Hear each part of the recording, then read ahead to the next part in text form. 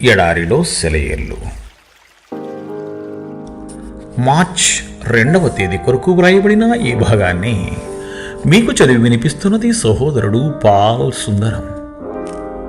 ఉదయమునకు సినాయి కొండ ఎక్కి అక్కడ శిఖరము మీద నా సన్నిధి నిలిచి ఉండవలెను.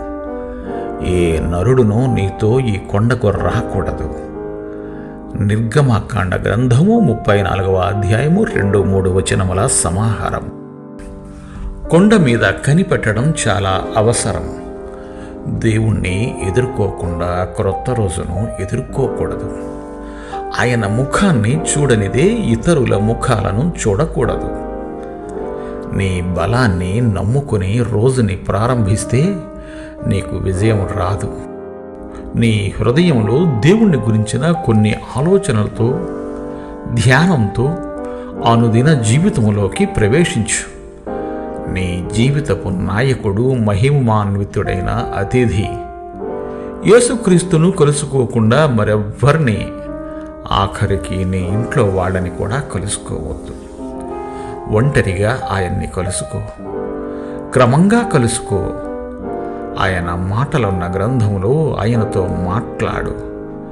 ఆయన వ్యక్తిత్వపు మహిమ నీ దైనందిన జీవితంలోని ప్రతి పనిని జరిగించేలా ఆ పనులన్నిటినీ ఆయన అనుమతితో ప్రారంభించు.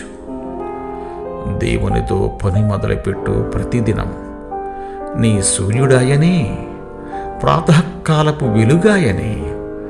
చెయ్యాలనుకున్నవన్నీ చెప్పు ఆయనకే. ఉదయమే క్రొత్త పాట పాడు. అరణ్యాలతో, పర్వతాలతో, మందమారుతాలతో, మైదానాలతో, మరుమల్లెలతో గొంతు కలిపి ఆలపించు. దేవునితోనే వెయ్యి నీ మొదటి అడుగు. నీతో రమ్మని ఆయన్ని అడుగు. నదులైన, పర్వతాలైన, జలపాతమైన అడుగు ఆయన తోడు.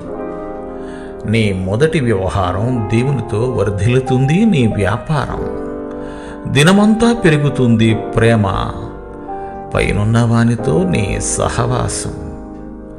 మొదటి పాట దేవునికి పాడు, నీ సాటి మనిషికి కాదు. మహిమగల సృష్టికర్తకే, ఆయన చేసిన సృష్టికి కాదు.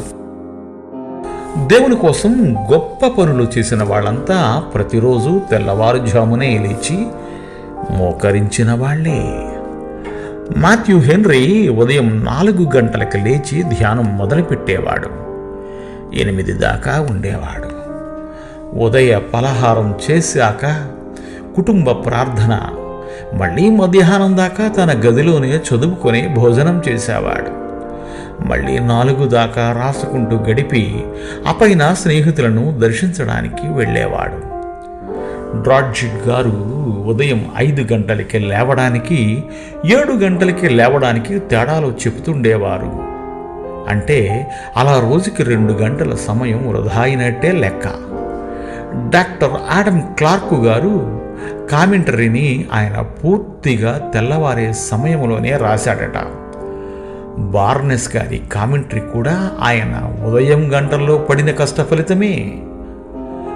సుమియోను అనే కళాకారుడి కళాఖండాలన్నీ తెల్లవారుజాములోనే వేసినవి.